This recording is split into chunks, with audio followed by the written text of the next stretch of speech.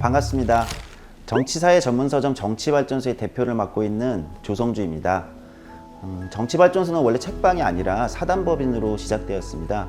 2013년 창립한 이후로 정치와 민주주의 교육을 전문으로 활동해 왔고요. 시민, 정당인, 예비 정치인들에게 주로 정치와 민주주의의 중요성을 교육해오는 일을 해왔습니다. 그러다가 이제 조금 더 많은 사람들과 민주주의와 정치에 대한 이야기를 좀 편하게 나누는 방법이 없을까 고민을 많이 했는데요. 그래서 2020년 11월에 책방을 열게 되었습니다. 기존의 사회과학 서점하고 차이를 물어보신 분들이 꽤 많습니다.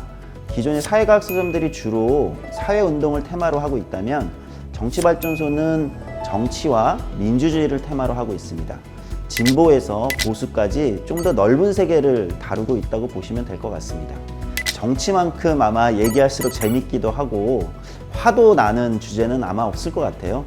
지지하는 인물이나 정당에 따라서 또는 진보냐 보수냐 하는 논쟁을 하기도 하죠. 맘만 먹으면 몇 시간, 아마도 몇 날 며칠도 결론 없는 토론을 계속할 수 있을 것도 같습니다. 대한민국뿐 아니라 전 세계적으로 진보와 보수는 대립해 왔습니다. 진보와 보수는 아마 뇌 구조가 다르다는 재밌는 연구가 있을 정도로 양쪽 진영은 다른 가치를 추구하는데요. 그래서 두 진영에서 모두 인정하는 사상가는 그리 많지 않습니다. 제가 소개해드릴 책은 진보와 보수 양쪽에서 존경받는 경제사상가가 쓴 책입니다. 엘버트 허시먼의 떠날 것인가 남을 것인가입니다. 엘버트 허시먼은 경제학, 행정학, 정치학, 경영학 등 무수히 다양한 분야에서 자주 인용되는 대학자이고 소위 학자들의 학자라고 불리는 대단한 사상가입니다. 그러나 그렇게 유명하고 이념의 벽을 넘어 존경받는 학자임에도 불구하고 한국에서는 그다지 알려져 있지 않은 인물이기도 합니다. 많지 않은 그의 책들을 읽다 보면 우리가 가지고 있던 기존의 관념에 충격을 주는 새로운 시선과 주장들에 흠뻑 빠져들게 됩니다. 20세기 유럽판 포레스트 검프라고 할까요? 제1차 세계대전 이후 전간기와 파시즘의 대두, 스페인 내전, 제2차 세계대전과 이어지는 마셜 플랜과 냉전, 제3세계 경제개발 등 세계적 사건들을 말 그대로 온몸으로 살아내며 다이나믹하게 관통해온 삶과 사상의 궤적에 놀라지 않을 수 없습니다. 한 사람의 인간이 이런 경험과 사고를 할 수 있다는 것에 다시 한번 놀라게 됩니다. 떠날 것인가 남을 것인가는 기본적으로 위기에 처한 조직 또는 공동체에 대한 이야기로 시작합니다. 사실 어떤 조직이나 기업이든 언젠가는 퇴보 또는 정체의 상황을 맞이하게 됩니다. 위기의 크기를 가지고 말한다면 작은 위기는 일상적으로 존재하게 마련이죠. 많은 조직들이 이러한 일상적 위기를 대응하는 별도의 부서를 운영하기도 합니다. 그러나 언제나 당면하게 되는 이 위기를 조직이나 공동체가 어떻게 구성원들과 함께 극복해 나가느냐에 따라 그 결과는 매우 다르게 나타나기도 하지요. 그리고 이 과정에서 우리 역시 오래된 관습과 고정관념에 빠져 있을지도 모른다는 이야기입니다.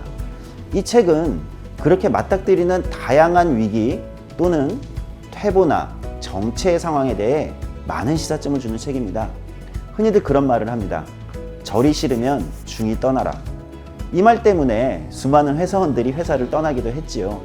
그런데 엘버트 허시먼은 이 말에 의문을 던집니다. 정말 그러한가? 절이 싫다고 떠나는 중들이 오히려 조직을 건강하게 만드는 존재들은 아닌가? 라는 상식과 다른 질문을 던지는 거죠. 이를 엘버트 허시먼은 목소리, 이탈, 그리고 충성심이라는 세 가지 키워드로 기업과 정당, 심지어 마피아 깽단까지 예를 들면서 다양한 사례로 이야기를 합니다. 어떤 상황들마다 조직을 건강하게 회복시키는 과정과 요소가 다르게 작동할 수 있다는 것을 보여주는 거죠. 예를 들면 이런 것입니다. 정당의 경우 기업의 고객들과는 다릅니다. 지나치게 충성적인 지지자들로만 이루어져서도 안 되고 또 그렇다고 해서 그 정당의 충성적인 지지자들을 모두 외면해서도 안 되는 거죠. 일종의 딜레마입니다. 전자는 정당의 외연 확장을 막아서 정당을 퇴락시키고 후자는 정당의 정체성 혼란을 가져와서 경쟁에서 불리하게 만들기도 한다는 것이죠. 일반적으로 시장에서는 퀄리티가 떨어지거나 문제가 생긴 제품 또는 조직은 시장에서 외면받게 된다는 것이 우리의 상식입니다. 그러다 보면 자연스레 더 나은 퀄리티를 보여주는 다른 상품이나 조직, 그런 것들이 시장, 경제 영역이든 정치 영역이든 그런 곳에서 선택된다는 게 우리의 통념이었죠. 심지어 현대사회는 수백만 가지 다른 제품과 유사 조직들이 나열되어 있기 때문에 다른 상품이나 조직으로의 이탈이 너무 쉽습니다. 그런데 허쉬먼은 이렇게 손쉬운 이탈이 오히려 조직의 경쟁력을 낮추게 될 수 있다고 지적하는 겁니다. 목소리, 그러니까 조직 내부에서 항의하는 이 목소리들을 얼마나 잘 관리하고 수용할 수 있느냐도 조직의 발전의 중요한 요소라고 말하고 있는 거죠. 이탈과 항의의 균형에 작동하는 또 하나의 요소는 충성심입니다. 조직과 상품의 충성심이 높다면 약간의 퇴보나 정체에도 이탈하지 않기 때문입니다. 어쩌면 지금은 경영학, 마케팅 등에서 많이 쓰이는 이러한 개념들이라고 생각할지도 모르시겠습니다. 허쉬먼은 이것을 상품에만 국한시키지 않고 기업 조직, 정당 등에도 적용하면서 인간 사회에서 일어나는 다양한 문제들이 꽤나 복합적일 수 있다는 이야기를 하고 있는 것입니다.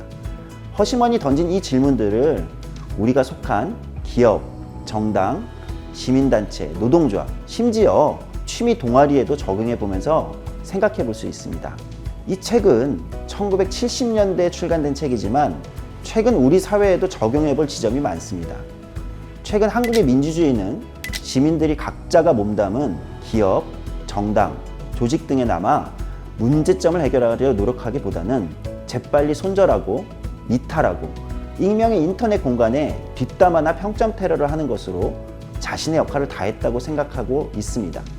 마치 즐겨보던 유튜브 채널에서 구독 취소를 하는 것과 큰 차이가 없는 것 같죠.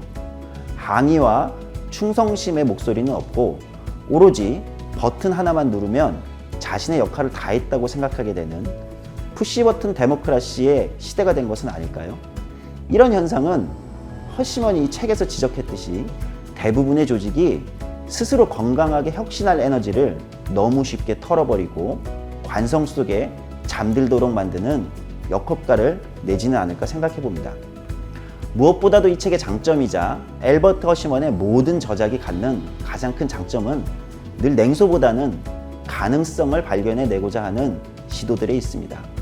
아무리 어려운 상황과 고난 속에도 현실의 변화를 만들어낼 가능성이 존재한다는 것을 기이하게도 경제이론으로 설명하는 이 책은 거대한 냉소의 시대를 지나고 있는 우리에게 큰 위안이 될 것이라 생각합니다.